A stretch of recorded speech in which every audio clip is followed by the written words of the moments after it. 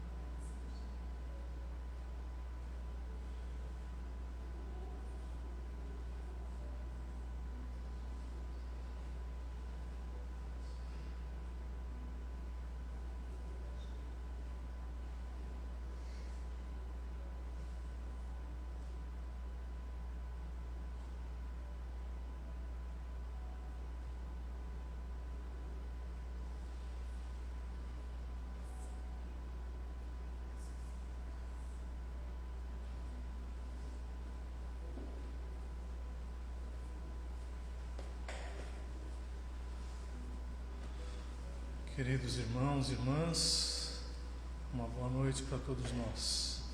Sejam todos muito bem-vindos no nosso Centro Espírita. Aqui é o caminho de luz. Que todos saibamos efetivamente cultuar esse caminho, observando os ensinamentos do Mestre Jesus.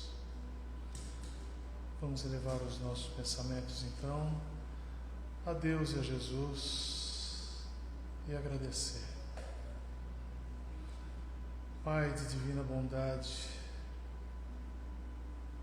te agradecemos, Senhor, pelo dom da vida, Te agradecemos por mais essa oportunidade que nos dá de estarmos hoje reunidos aqui entre irmãos, buscando o entendimento do Evangelho do nosso Mestre, aquele que veio para nos ensinar o que é o amor, a caridade plena, demonstrando durante o seu curto espaço de tempo em que esteve entre nós, encarnados, tudo o que nós precisamos saber para que tenhamos uma boa vida nesse período em que estamos estagiando aqui, mas também na vida após a vida.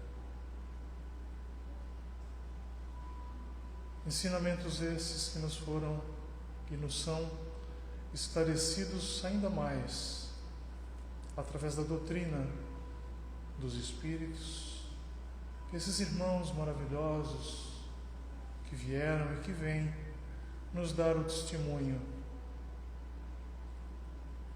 de que vale a pena fazer o bem, de que a única coisa que nós levamos dessa vida verdadeiramente é o amor que aqui cultuamos e o bem que fazemos aos nossos irmãos.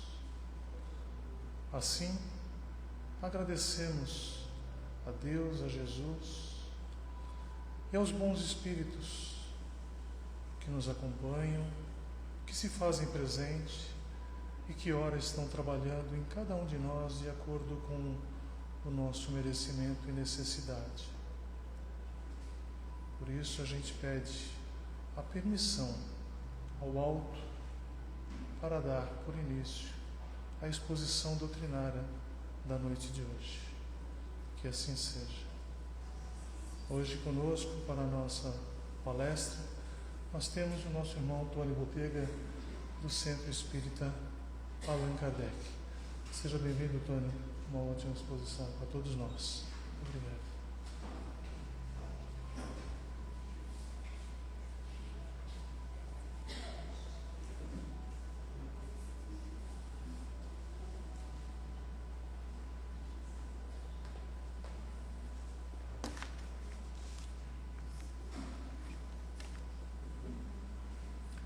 Boa noite a todos, irmãos e irmãs. Que a paz do Senhor esteja com todos nós, hoje e sempre. Hoje nós vamos mergulhar numa jornada de reflexão importante. Mas antes eu queria a participação de vocês. Quero fazer 3 perguntas. Quero a sinceridade. Ninguém vai falar, mas só levantar o braço ou não. Fica tranquilo. Não vai doer.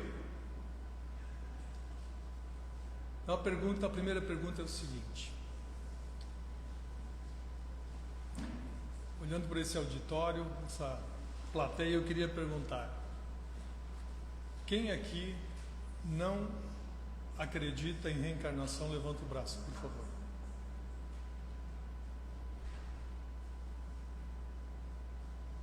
Muito bem. Estamos em casa, né? Estamos numa casa espírita. Muito bem.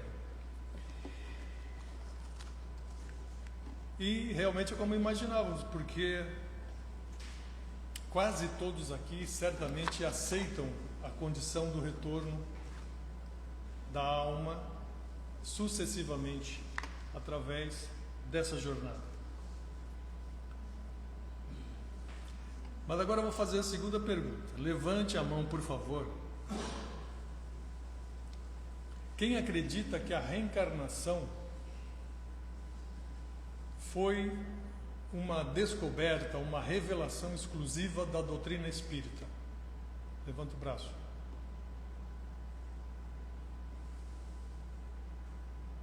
Tudo bem.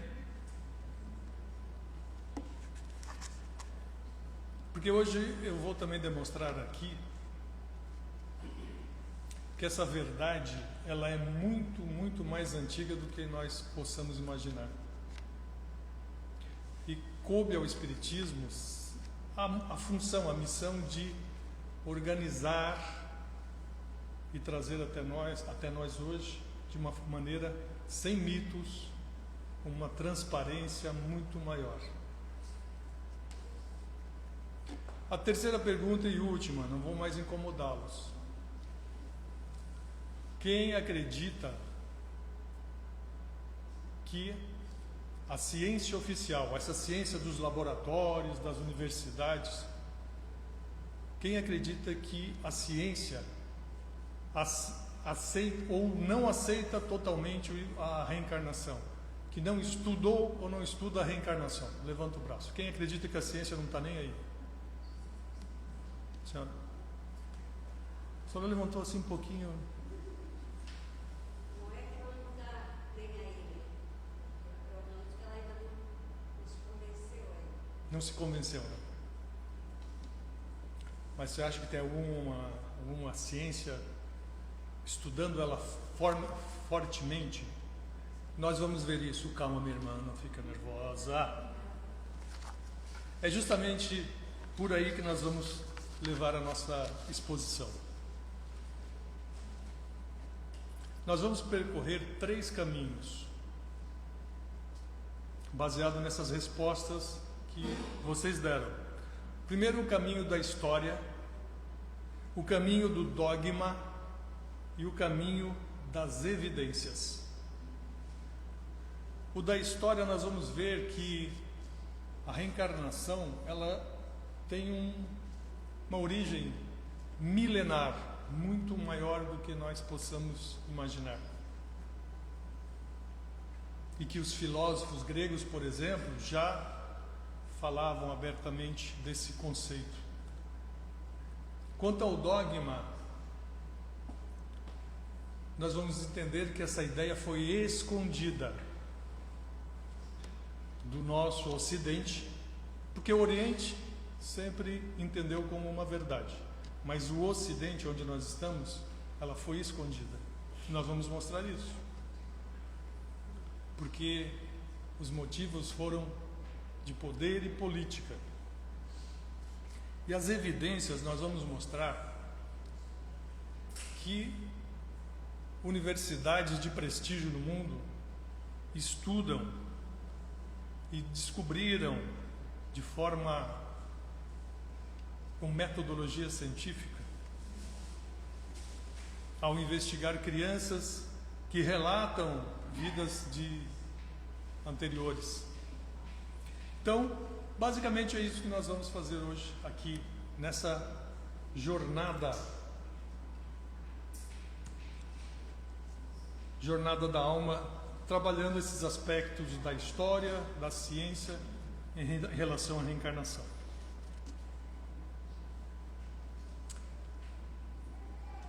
A grande pergunta que povoou a mente e o coração de muitas pessoas ao longo dos tempos foi essa: e se a vida não começasse no nascimento? Por quê? Porque sempre passamos pelo dilema da justiça.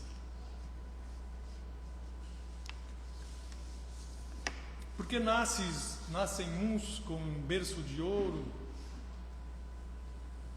e outros passam pela extrema escassez. Porque alguns com limitações físicas, mentais severas e outros com saúde plena. Sem a ideia da pré-existência da alma, onde ficaria a justiça de Deus? Ela iria desmoronar completamente, não é isso? Mas se aceitarmos que somos seres milenares, que está numa jornada sequencial de existências, de aprendizado, buscando a evolução e a perfeição, tudo faz muito mais sentido. Então, muitas vezes nós pensamos que a reencarnação é uma novidade trazida pelo Espiritismo, né? Como a gente falou, mas o Espiritismo apenas trouxe a verdade de algo que já estava inculcado lá no DNA mental de gerações.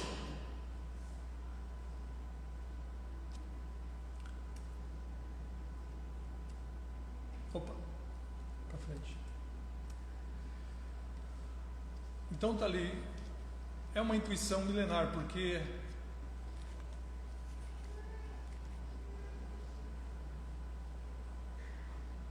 os mestres hindus lá da antiga Índia, lá às margens do Ganges, aquele rio célebre da Índia, eles já ensinavam exatamente sobre o ciclo da alma.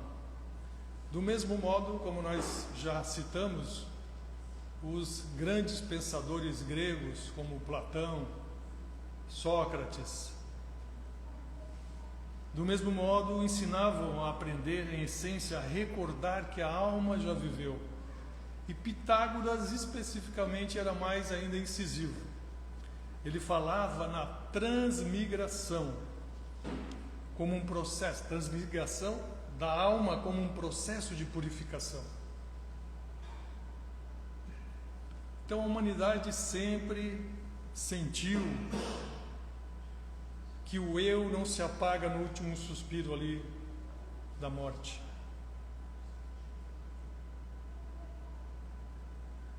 Como a gente diz, a doutrina espírita não inventou a reencarnação, ela organizou.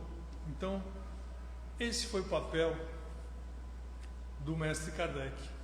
Mas então, todas essas vertentes históricas de religiões orientais, como o budismo, como os mestres gregos, que eram mestres da sabedoria da antiguidade, que referenciavam o conhecimento daquela época e nos impactam até hoje. Os hindus, uma civilização de mais de 5.000 anos. E na minha pesquisa eu me surpreendi sobre o assunto, porque eu não esperava que eu encontrasse fontes de conhecimento e aceitação da reencarnação no judaísmo. Fiquei realmente perplexo. E eu vou trazer aqui para vocês um pequeno vídeo de 1 minuto da participação de um rabino num podcast bem conhecido. E ele é um rabino assim que representa bem a religião judaica e faz muitas palestras, é muito convidado para programas, muito eloquente. Então, observe o que ele falou sobre reencarnação. Eu tenho duas aqui que estão fazendo muito. Tá? Vamos lá. A primeira é... Está muito alto. Dá uma baixadinha. Vou baixar um pouquinho o som. Está muito alto, né? Senão vai estourar os ouvidos nessa encarnação.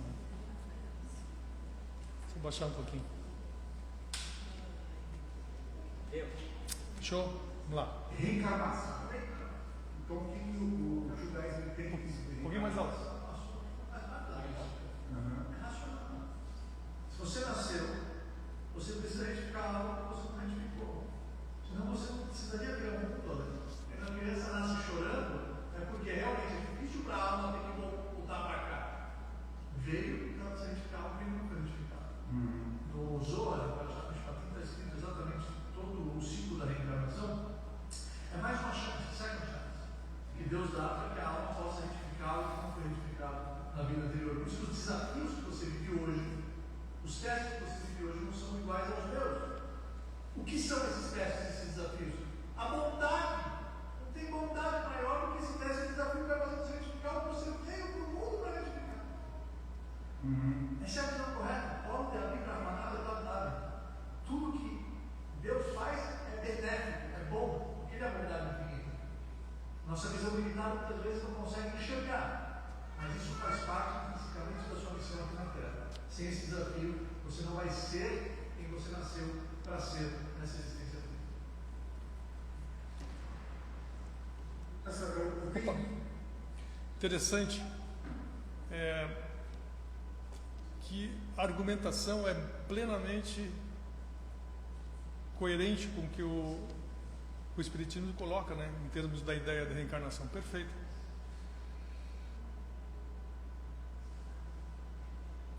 Então isso nos mostra aí que essa ideia, ela floresce em diversas ideias filosóficas, religiosas.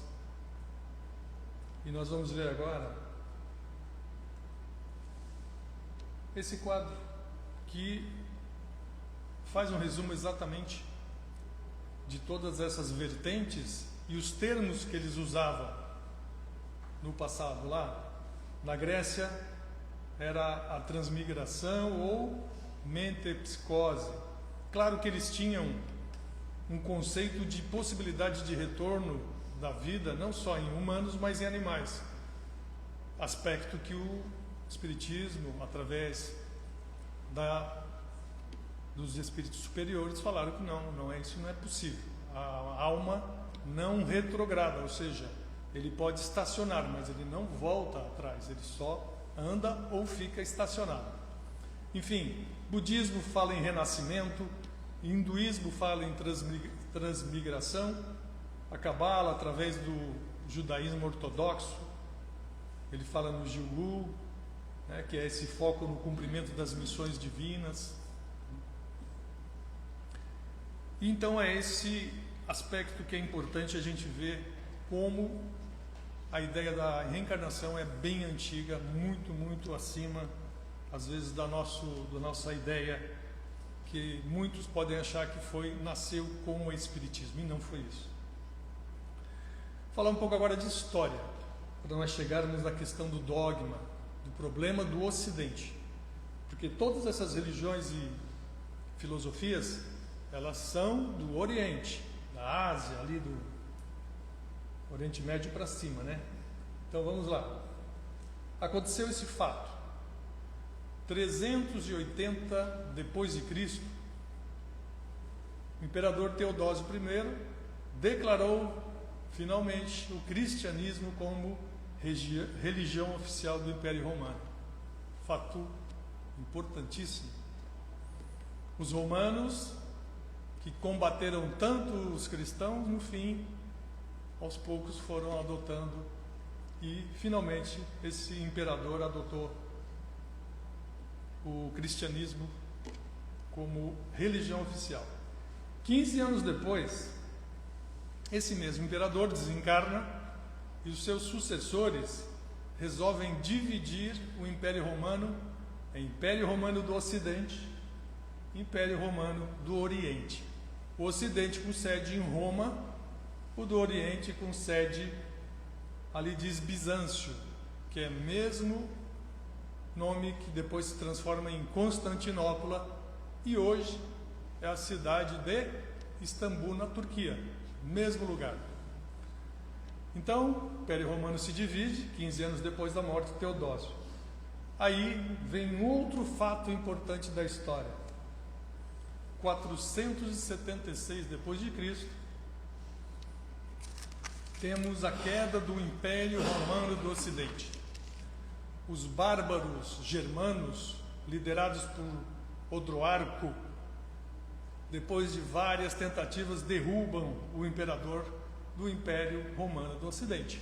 E esse fato é tão relevante que os historiadores, eles consideram que é um momento de virada da história. Então, é onde existe o final da Idade Antiga, e aí os historiadores chamam do início da Idade Média. Tal a importância desse fato. Só que tem um porém. Caiu o Império Romano do Ocidente, mas o Império Romano do Oriente não caiu, continuou. E, aliás, muito mais forte, e que durou mais 1000 anos. Então, o Império do Ocidente ficou forte. Naquela época, o Papa ficava em Roma. Quando houve a invasão, ele se refugiou em Constantinopla. Então, ele ficou sobre a guarda, sobre a proteção do imperador lá do Império Romano do Ocidente, em Constantinopla, do Oriente. E aí que chega o ponto que nós vamos realmente analisar que mudou efetivamente essa visão da questão da encarnação, reencarnação, que não chegou até os nossos pontos. Foi trancada esse conhecimento exatamente no segundo concílio Constantinopla, em 553 depois de Cristo. Esse foi o momento. Ali o imperador Justiniano, ele era um homem de muito poder. O Império Romano do Oriente estava muito forte economicamente, militarmente, e todo o clero estava sob as ordens, ele tinha poder sobre o clero. Ele mesmo que indicava os papas, para ter uma ideia. E ele convocou esse concílio. O concílio é uma reunião de bispos e de autoridades eclesiásticas da Igreja Católica. E nesse concílio é que houve, e o concílio ele vai o quê? Determinar os dogmas, as interpretações que devem ser seguidas à risca. A dogma é algo que é promulgado pela Igreja num concílio e não pode ser contestado sob hipótese nenhuma. Então, uma dessas decisões desse concílio foi isso aqui. Se alguém sustentar a fabulosa... Isso aqui são o texto ipsis literis, isso que foi dito nesse ponto. Se alguém sustentar a fabulosa pré-existência das almas e a monstruosa restauração que dela segue, seria a volta, né? Então eles não admitiam que tinha pré-existência do Espírito e não admitiam que também retornasse. Então, reencarnação, neca, não existe. E quem acredita nisso, e quem fala sobre isso, seja anátema. O que é anátema? Maldito seja. Essa palavra anátema, até inclusive nos concílios no futuro, foi trocada por uma palavra que a gente conhece mais: excomunhão. Era grave. É uma falta gravíssima, porque se tornou um dogma. Dogma não se contesta, se segue. Bom,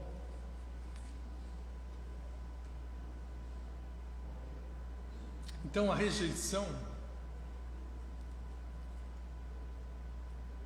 da existência do Espírito anterior ao nascimento e a possível volta foi algo que foi rejeitado, mas foi rejeitado por um motivo que nós vamos falar aqui, bem interessante. Tem aquelas histórias da imperatriz, né, que não queria.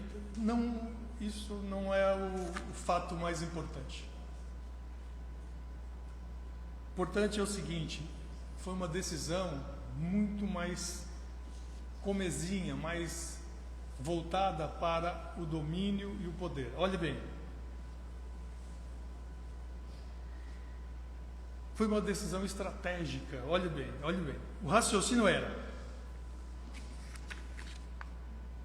se a alma evolui através de múltiplas vidas, autonomamente, para que serve o medo do inferno? Para que servem as indulgências que a igreja tinha? O que é indulgência? É aquele negócio, aquele documento que você aqui, eles davam perdão dos pecados. Se você doasse, fosse bonzinho, você não ia para o inferno. Então, isso perderia todo o valor, porque se eu erro aqui, eu posso, numa outra vida, né, recuperar, corrigir. Então, perderia toda essa força, esse poder de influência. onde ficaria o poder da instituição de salvar, de condenar? Perderia totalmente. O dogma de uma única vida, um único julgamento, é uma ferramenta de controle social incomparável. E foi assim que, ao decretar anátema, maldito, quem acreditasse na pré-existência da alma, a instituição trancou as almas ocidentais, nós, na dependência do poder sacerdotal por mais de 1000 anos.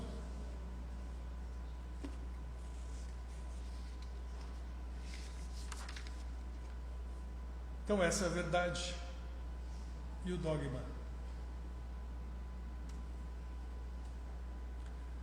Aí acontece a reflexão dessa passagem, que é uma das mais sublimes do Evangelho de Jesus.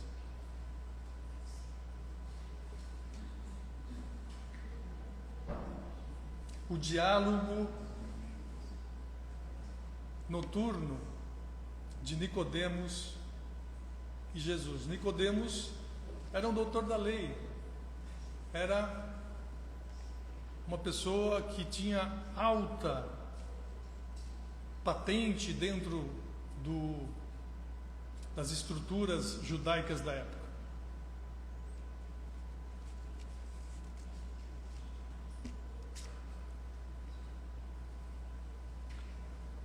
Mas Nicodemos tinha sede, ele tinha sede de conhecimento.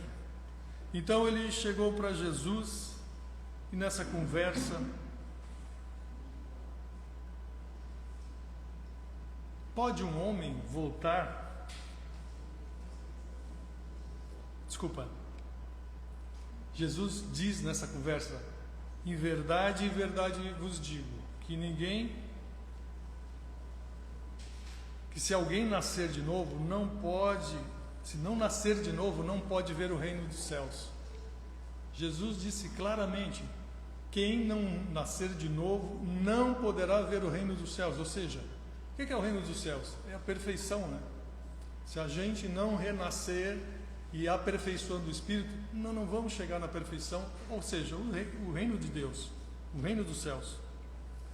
Aí Nicodemos pergunta: mas mestre, Rabi, como pode o homem velho voltar ao ventre da sua mãe e nascer de novo? Jesus não corrige ele dizendo, por exemplo, assim: Nicodemos, você está me levando ao pé da letra, isso é uma metáfora. Ele não falou isso.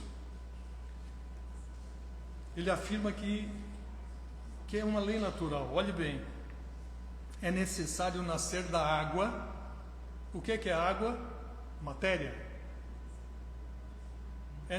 Jesus falou: é necessário nascer da água e do Espírito, que é a consciência imortal. Foi bem claro. Para nós espíritas, Jesus foi extremamente técnico, objetivo, claro, não tem interpretação. Nascer da água, ele faz alusão à matéria, ao corpo físico. Quantos por cento é formado uma criança de água? 75% da criança é água. Fora que ela nasce dentro de água, ele fica nadando ali na aguinha, né? Então, é água, é matéria, é nesse sentido.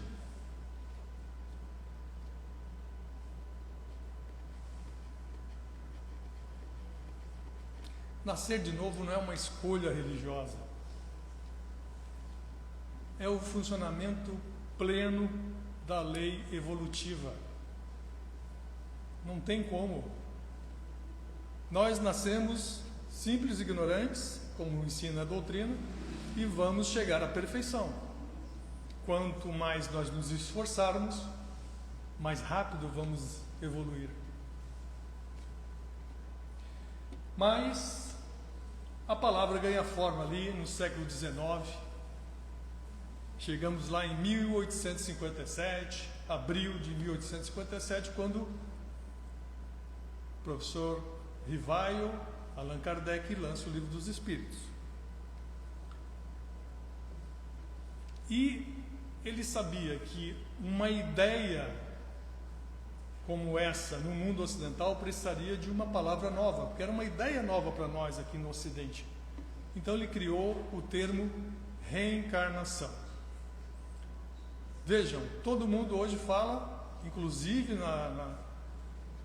nas cátedras aí, a palavra reencarnação virou um sinônimo realmente de retorno do espírito. E muita gente pensa que reencarnação é um termo lá do passado. Não, Allan Kardec cunhou esse termo. Mas, vamos lá. A coisa avança e nós chegamos agora nos tempos atuais, em que a ciência começa a observar o que está acontecendo, porque os fatos vão se evoluindo, né? Então, lá em 1961, isso aqui é uma foto da fachada da Faculdade de Medicina da Universidade da Virgínia. A Universidade da Virgínia, ela foi fundada por Thomas Jefferson, um dos pais fundadores dos Estados Unidos, um dos primeiros presidentes dos Estados Unidos. Então é uma instituição extremamente conceituada. Esse senhor ali, chamado Dr. Ian Stevenson,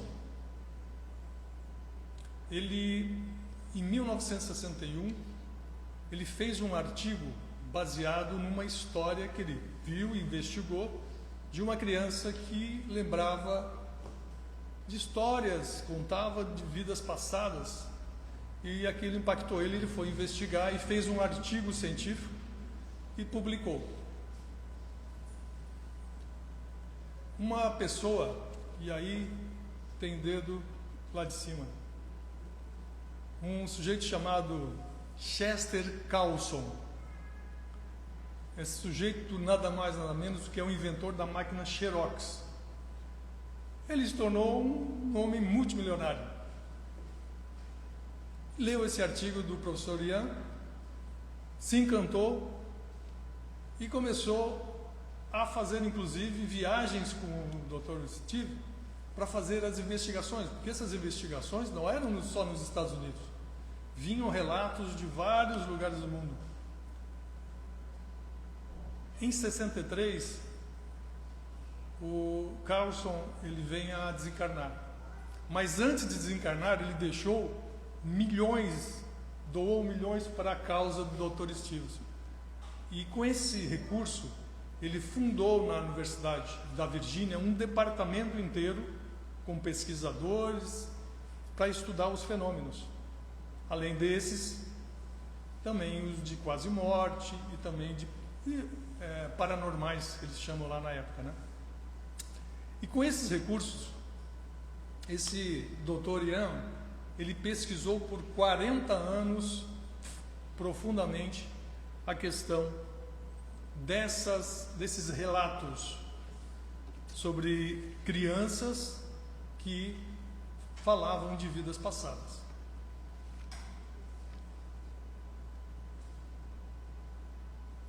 E o Dr. Stevens não era um crente, era um cientista, cético, como todo bom cientista. E ele estava em busca, na verdade, da verdade dos fatos, porque é assim que os cientistas trabalham, né? Então, durante 40 anos, ele aplicou a metodologia do detetive. Como é que é isso? Entrevistava crianças e famílias separadamente, viajava para vilas, cidades remotas para chegar aos obituários e registros médicos, para investigar tudo com muito cuidado.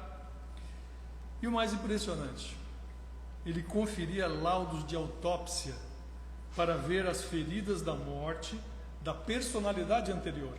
Porque a criança relata que era fulano que morreu assim assado, ele vai lá verificar se isso é verdade, se a pessoa morreu, do que morreu, como a criança está dizendo.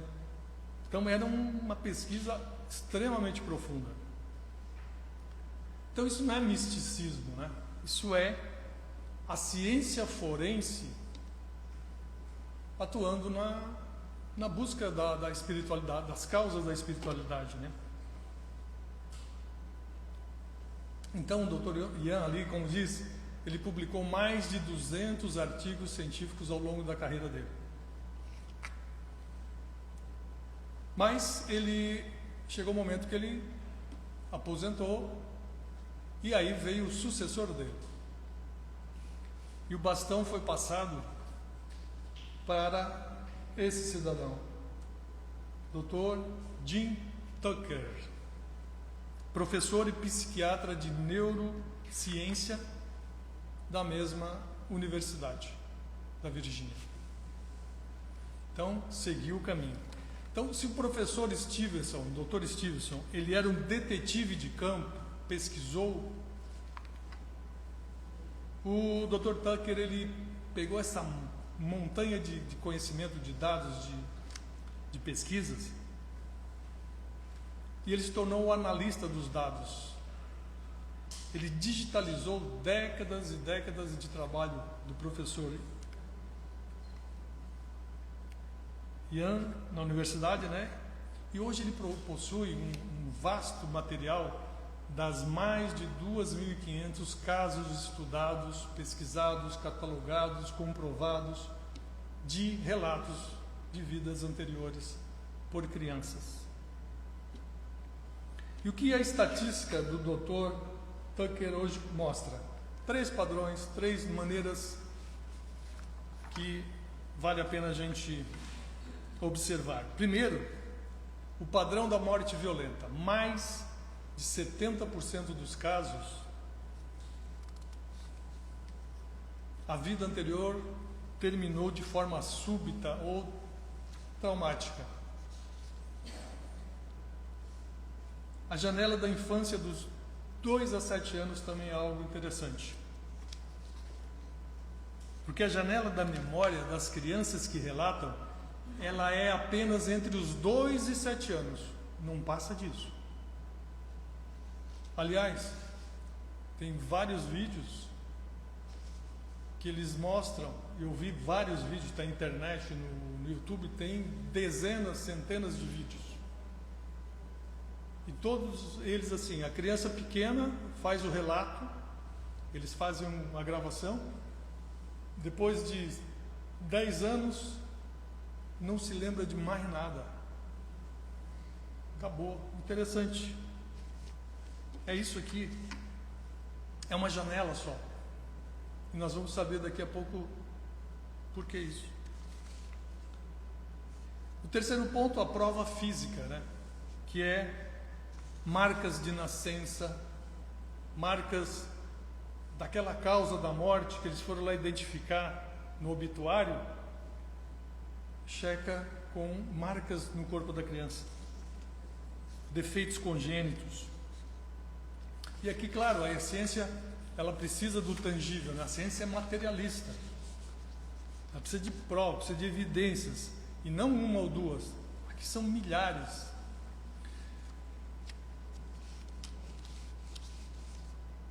O Dr. Tucker observou ainda que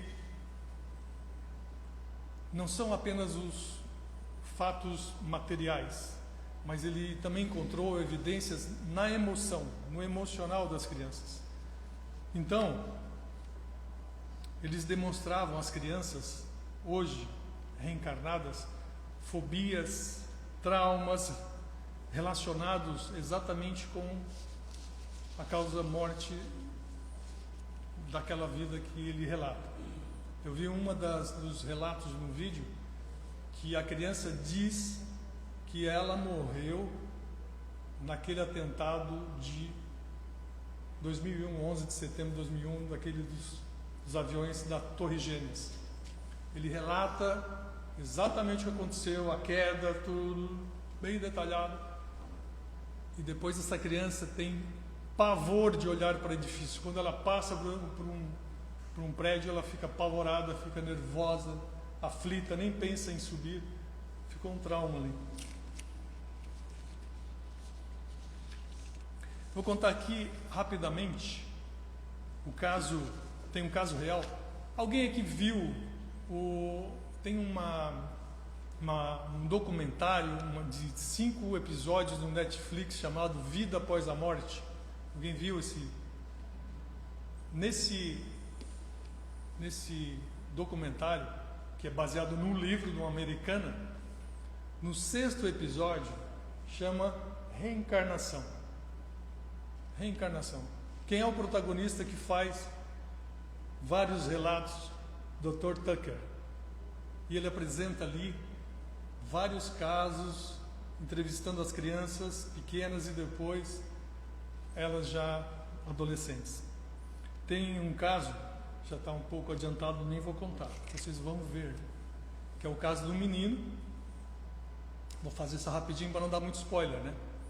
Menino de 2 anos, que primeiro começa a ter pesadelos e depois ele começa a falar coisas técnicas de aviões, né? E coisas e tal. E ele disse que morreu numa batalha na Segunda Guerra Mundial. Ele era piloto e foi abatido pelos japoneses na Guerra do Pacífico. E aí ele disse que ele estava num navio chamado Natoma. O pai dele pensou que era brincadeira e foi fazer a investigação e existiu realmente esse navio. Depois ele falou que tinha um amigo que chamava-se... Como é que era? Ele falou o nome do amigo e o amigo existia ainda, era vivo. Ele era um companheiro dele lá na Segunda Guerra, ainda era vivo. Descobriram, foram falar para ele: não, realmente eu tinha um amigo assim que foi abatido, foi o único que não voltou, foi abatido e tal. Ele chamava assim e tal.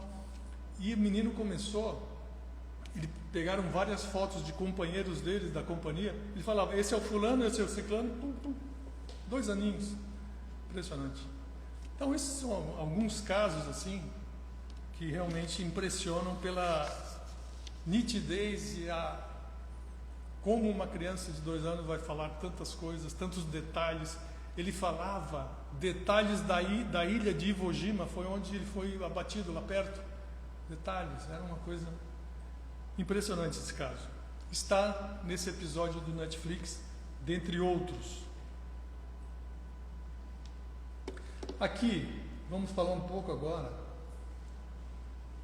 do Brasil, porque o Brasil também tem uma pesquisa muito importante. Começou lá com o professor Hernani Guimarães Andrade, lá na década de 60, 70. Ele já foi um pioneiro no caso de documentação desses casos. Ele, inclusive, era amigo do Dr. Ian Stevenson. O Dr. Ian Stevenson esteve no Brasil e eles realmente tinham muito contato. E hoje nós temos o Dr. Alexandre Moreira de Almeida, que tem ali mais de 400 casos já de estudos, né? E também ele tem parceria com o Dr. Jim Tucker lá na Universidade de Virgínia. Essa aqui é uma fachada da Universidade de Juiz de Fora, onde o professor Alexandre Moreira Almeida criou esse núcleo chamado NUPS, Núcleo de Pesquisas em Espiritualidade e Saúde. E ele dá várias conferências com esse tema ali, ó, ciência da vida após a morte. Então também é um cientista, um professor, é um estudioso, neurocientista, e ele investiga na mesma linha dos Estados Unidos, ou seja, com critério científico, com rigor de investigação dos casos antes, durante e depois. Então, eu queria também, só agora indo para o final, falar dessa questão que, como a doutrina espírita tem as informações e agora começam a se comprovar algumas coisas, né? A ciência observou que as memórias começam a se apagar a partir dos 7 anos, não é isso?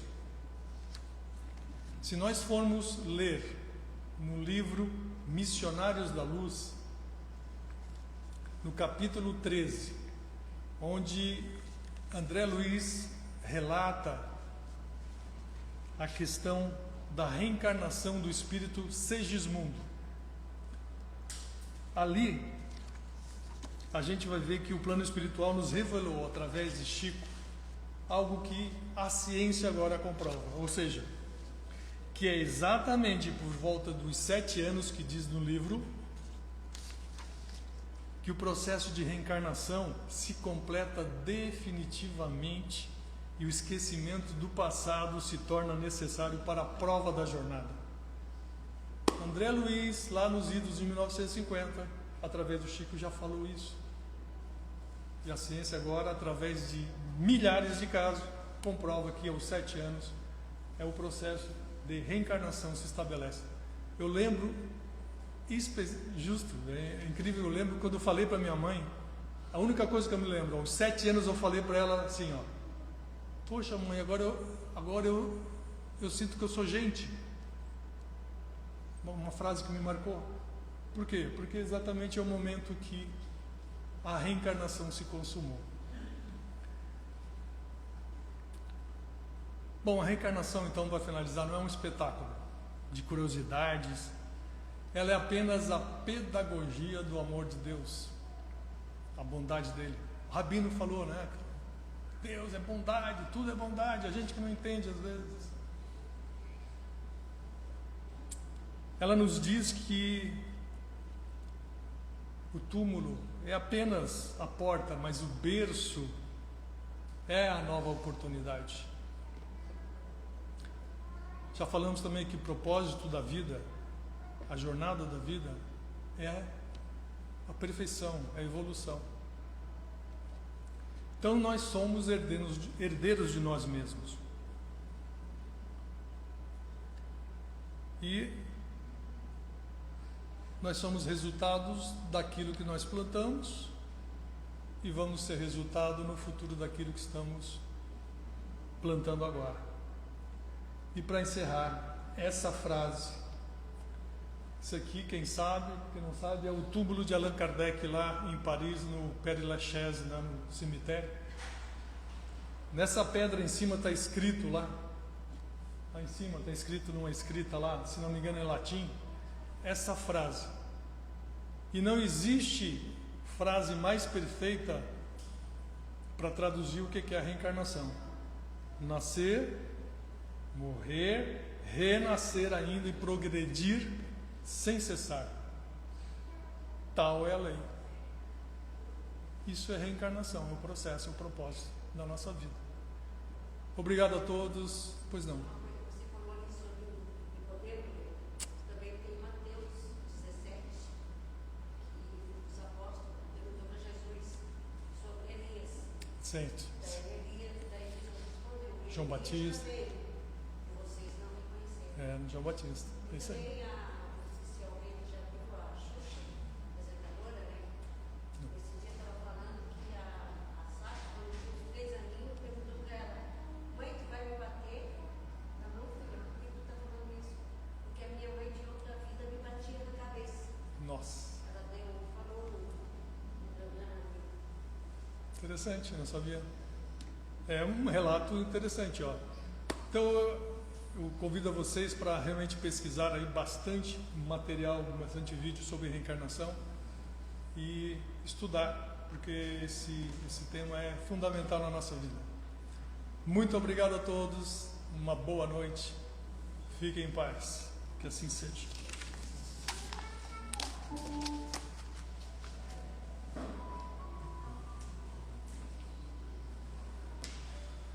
Muito obrigado, Tony, por essa jornada da alma.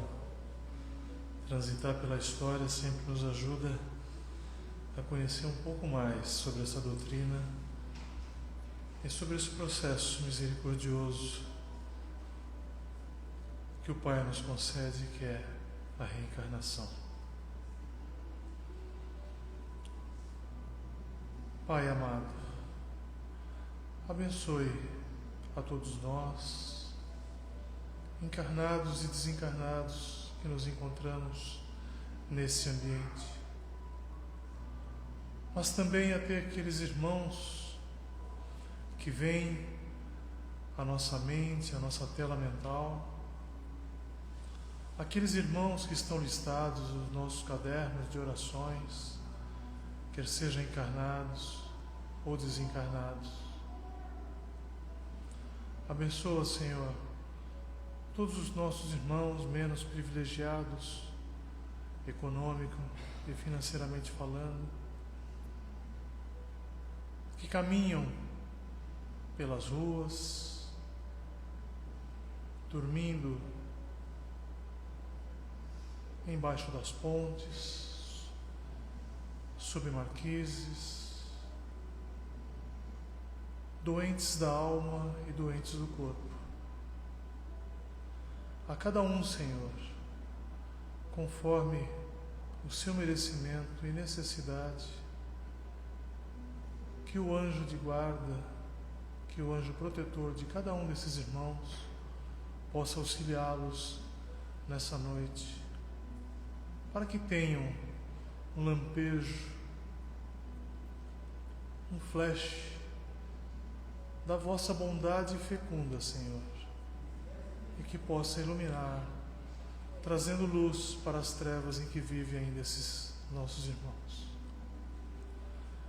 Abençoa, Senhor, a nossa casa, a todos os trabalhadores que se preocupam em preparar esse ambiente antes que aqui cheguemos, auxiliando a cada um de acordo com o talento, de acordo com as possibilidades, com o auxílio do alto, buscando atender às necessidades de cada um dos nossos irmãos.